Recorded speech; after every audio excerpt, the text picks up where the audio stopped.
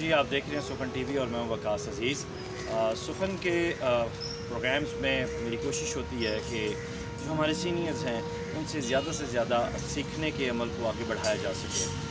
یہی سبب ہے کہ اختر عثمان صاحب سے ملاقات جب بھی ہوتی ہے میری ریکویسٹ ہوتی ہے کہ نوجوان نئے لوگ آپ کو سننا چاہتے ہیں، آپ کو پڑھنا چاہتے ہیں، آپ کو دیکھنا چاہتے ہیں، آپ سے ملنا چاہتے ہیں۔ سر کی بڑی محبت کے یہ سخن کے ناظرین کے لیے، نئے لکھنے والوں کے لیے ہمیشہ وقت دیتے ہیں۔ سب سے پہلے تو سر آپ کو شکریہ۔ بہت شکریہ آپ کا، اور دوستوں کا بھی بہت شکریہ جو اتنی محبت سے سنتے ہیں اور جواباً محبت عطا کرتے ہیں۔ آج کی سلسلہ گفتگو کا آغاز کرنے سے پہلے آپ سے گزارش کروں گا سخن ٹی وی کو سبسکرائب کیجیے گا، لائک کیجیے گا۔ گزشتہ جو ملاقات تھی اختر صاحب سے، اس پہ ہم نے تلازمہ، جدید تلازمہ، نیا تلازمہ یا تلازمہ کیا ہے، اس پہ بات ہوئی، اور اس پہ آپ کے فیڈ بیک نے مجھے یہ مہمیز لگائی کہ میں سر سے دوبارہ ریکویسٹ کروں۔ اور آج اس انٹرویو میں جن دو مزید اہم نکات کا تذکرہ کیا تھا اختر عثمان صاحب نے تلازمہ کے حوالے سے، اس پہ میں آج مکالمے کا آغاز کرنے جا رہا ہوں۔ سر، آپ نے جدید تلازمے کی جہاں پہ ڈیفینیشن، ایگزامپلز اور وہ ساری چیزیں سامنے آئیں، وہیں تمثال کاری کا آپ نے حوالہ دیا، تو ایک اور بھی سلسلہ تھا، لیکن پہلے تمثال کاری آپ کے نزدیک کیا ہے، آپ کیسے دیکھتے ہیں؟ The association of metaphors and images is objective correlative اور subjective correlative۔ تمثال اور استعارہ دونوں مل کے تلازمہ کاری پیدا کرتے ہیں۔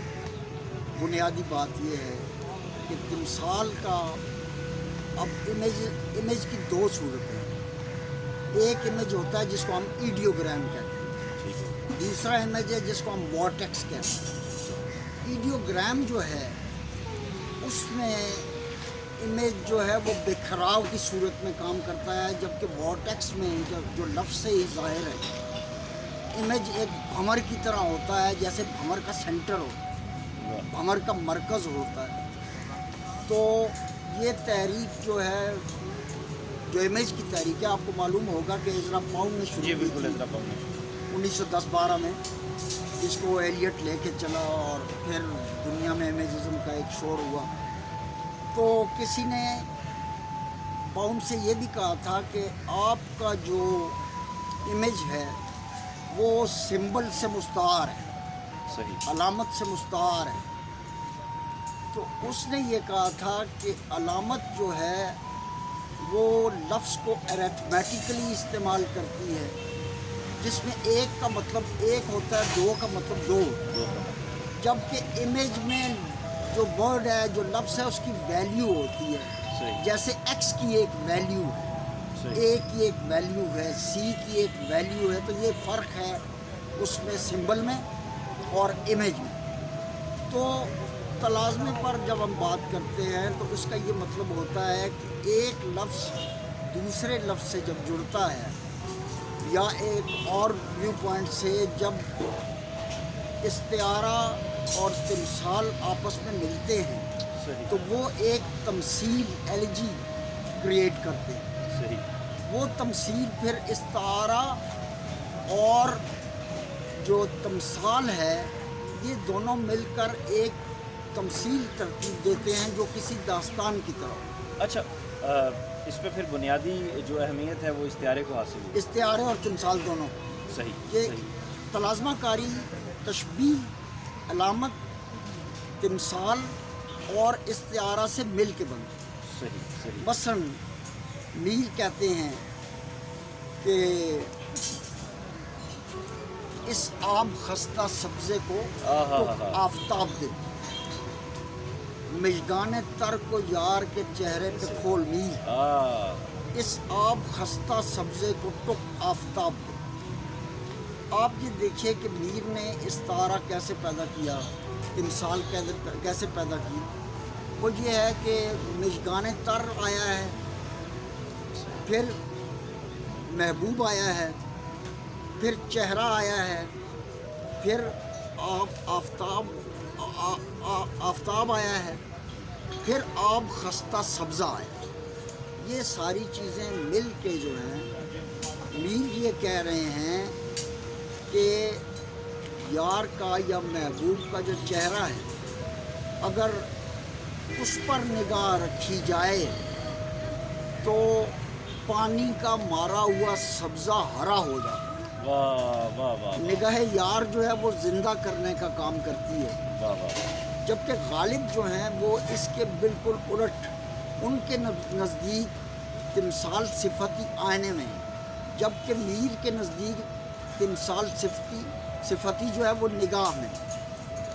بہت مشہور شعر ہے غالب کا، پرتو خرس ہے شبنم کو فنا کی تعلیم، میں بھی ہوں ایک عنایت کی نظر ہونے. تو اس میں غالب یہ کہہ رہے ہیں کہ نگاہ یار جو ہے وہ مار دیتے، بے شک. میر یہ کہتے ہیں کہ نگاہ یار زندہ کر دیتے. کیا کیا. اچھا، اب غالب کا شعر ہے کہ خورشید کا عکس شبنم پر جب پڑتا ہے تو سورج شبنم کو مار دیتا ہے، سکھا دیتا ہے. ٹھیک ہے، اسی طرح نگاہ یار جو ہے وہ عاشق کو مار دیتی ہے. تو بنیادی طور پر یہ فرق ہے میر اور غالب میں. غالب آتشی کیفیت کے شاعر ہیں اور میر سیال کیفیت کے شاعر ہیں. مثلا غالب کہتے ہیں کہ بس کے ہوں غالب اسیری میں بھی آتش زیر پا، بوئے آتش دیدہ ہے حلقہ میری زنجیر. اچھا، پھر دو شعر آپ دیکھیں اس میں تلازمے کیسے کام کر رہے ہیں. خود اس شعر میں کہ جب آگ کی آنچ آتی ہے کسی بال کو تو وہ کیسے دوہرا ہو جاتا ہے. تو غالب یہ کہہ رہے ہیں کہ میری زنجیر کا جو حلقہ ہے وہ بوئے آتش دیدہ ہے، یعنی وہ بال جس پر آگ کی آنچ آئے وہ خود بخود ایک کڑی بن جاتا ہے. میر کا مشہور شعر ہے، اور وہ یہ ہے کہ زندہ میں بھی شورش نہ گئی اپنے جنوں کی، اب سنگ مداوا ہے اس آشفتہ سری. اچھا، زندان ہے، شورش ہے، جنوں ہے، سنگ ہے، آشفتہ سری ہے، یہ سارے تلازمے آپ دیکھیے کیسے ایک دوسرے کے ساتھ پیوست ہیں. اچھا، غالب یہ کہتے ہیں اللہ رے ذوق دشت نوردی کے بعد مرگ ہلتے ہیں خود بخود میرے اندر کفن کے پاؤں، یا میں نے مجنوں پہ لڑکپن میں اسد سنگ اٹھایا تھا کہ سر یاد. تو غالب اور میر کی جو کیفیت ہے، ان کا جو فکری عمل ہے، ان کا جو تھاٹ پیٹرن ہے، وہ ایک دوسرے سے بالکل مختلف ہے. جب تک غالب بیدل کے اثر میں اگرچہ وہ ساری عمر ہی رہے، لیکن تھوڑا سا جب باہر نکلے تو پھر انہوں نے وہ تابندہ شاعری کی جس کو زمانے نے سراہا اور سراہا جا رہا ہے اور سراہا جاتا رہے گا. پھر انہوں نے انتہائی سادگی کی طرف وہ آئے اور انہوں نے وہ کائنات گیر سوال اٹھائے کہ سبزہ و گل کدھر سے آئے ہیں، ابر کیا چیز ہے، ہوا کیا ہے. آپ یہ دیکھیں اس میں بھی جو تلازمہ کاری کا التزام ہے وہ کتنا خوبصورت ہے. اچھا، غالب کہتے ہیں کہ توڑا جو تو نے آئینہ تمثال دار تھا، اب میں ہوں اور ماتم یک شہر آرزو ہوں. توڑا جو تو نے آئینہ تمثال دار تھا، غالب کے نزدیک تمثال صفتی آئینے کو لا دیں، جیسے میں نے عرض کیا. جبکہ میر یہ کہتے ہیں کہ تمثال صفتی آنکھ کو، چشم کو، نظر کو. مثلا میر کہتے ہیں کہ چاہے جس شکل سے تمثال صفت اس میں درا، عالم آئینے کے مانند درے باز ہے. منہ نظر آتا ہے دیوار، چشم ہو تو آئینہ خانہ ہے دیر، منہ نظر آتے ہیں دیواروں کے بیچ. اب ان دونوں کے تلازموں پر آپ غور کریں تو آپ کو پتہ چلے گا کہ ایک سیال کیفیت میں میر کے استعارے جو ہے وہ کیسے بہنا شروع کر دیتے. ایک اس طرح پتہ چلتا ہے جیسے نیچرل کوئی چیز ہے، جبکہ غالب کے یہاں اہتمام جھانکتا ہوا نظر آتا. تو گویا تمثال اور استعارہ اور تشبیہ اور علامت، یہ وہ صورتیں ہیں تلازمے کی کہ جب یہ ملتی ہیں آپس میں، آپ کو معلوم ہوگا کہ تشبیہ سب سے کمزور کام ہے شاعری. اچھا، علامت اس سے تھوڑا سا اوپر کا کام ہے، اس سے اوپر پھر استعارہ ہے، اور اس کے بعد پھر تمثال. گویا یہ سمبل یا ایمبلم سے لے کر امیج کا سفر ہے. جس میں مختلف تصویریں جو ڈائنامک ہوتی ہیں وہ بنتی چلی جاتی ہیں اور لفظ ایک دوسرے سے بات کرتے ہیں باقاعدہ. اچھا لفظوں کے قبیلے ہوتے ہیں, شعر کا قبیلہ ہوتا ہے, کوئی بھی ایسا شعر نہیں ہے. تو سیف نے کہا تھا کہ انداز بیاں بات بدل دیتا ہے ورنہ دنیا میں کوئی بات نہیں, لیکن ولی نے یہ کہا ہے کہ تا قیامت کھلا ہے باب سخن, راہ مضمون میں تازہ بند نہیں. تو گویا ابھی کائنات کے کتنے ہی کارنرز ایسے ہیں جو ایکسپلور نہیں ہوئے, انسیڈ ہے اور انسنگ ہے. واہ واہ واہ, ٹھیک ہے, واہ واہ. یہ میں سمجھتا ہوں کہ تلازمے پر گفتگو کرتے ہوئے جب تک آپ ایمبلم سے یا سمبل سے لے کے امیجز تک کے سفر کو نہیں سمجھتے آپ کو تلازمہ کاری نہیں آتی. یعنی یہ ایک مکمل آرٹ ہے. یہ ایک آرٹ ہے اور ایسا آرٹ ہے جو جس کو ہم ایسوسیشن یا کوریلیٹو کہتے ہیں. یہ معروضی سطح پہ بھی ہوتا ہے, موضوعی سطح پہ بھی ہوتا ہے. اب ترقی پسند تنقید جو ہے وہ تمثال کی معروضی سطح کو زیادہ اہمیت ہے, جبکہ غیر ترقی پسند تنقید جو ہے وہ تمثال کی موضوعی سطح کو اہمیت دیتی ہے. اچھا آبجیکٹیو کنڈیشن میر, سودا اور درد کی ایک جیسی, لیکن ان کا تھاٹ پیٹرن مختلف ہے, اس لیے ان کی تلازمہ کاری بھی مختلف ہے. گویا میر نے یہ جو بات کہی ہے, زندہ میں بھی شورش نہ گئی اپنے جنوں کی, اب سنگ مداوا ہے اس عاشق تسری کا. تو میں نے مجنوں پر لڑکپن میں اسد سنگ اٹھایا تھا کہ سر یاد.